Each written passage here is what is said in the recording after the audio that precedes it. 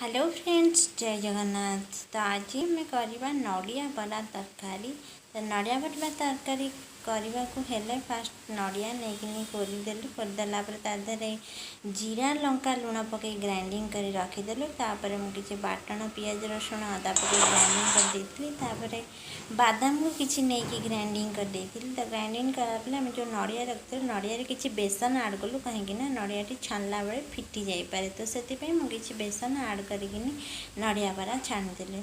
तो नड़िया बरा आमर छणा होगला। तो बहुत सुंदर होता आम नड़िया बराटी। तो आपण मैंने भी एमती ट्राए करंतु, बहुत ही भल लगे।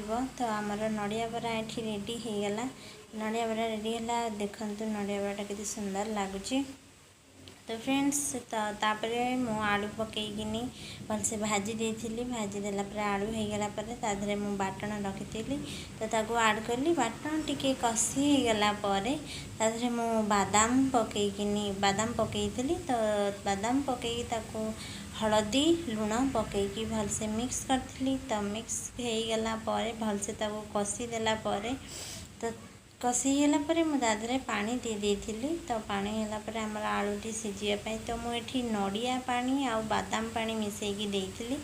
तो ये आमर आलू सीझीगला आम ये नड़िया छाणी पकईदेवा। पकईदेला आम रेडी है नड़िया बरा तरकारी। तो किसी गरम मसला पकईदे। तो फ्रेंड्स वीडियो भल लगी लाइक शेयर सब्सक्राइब करेंगे।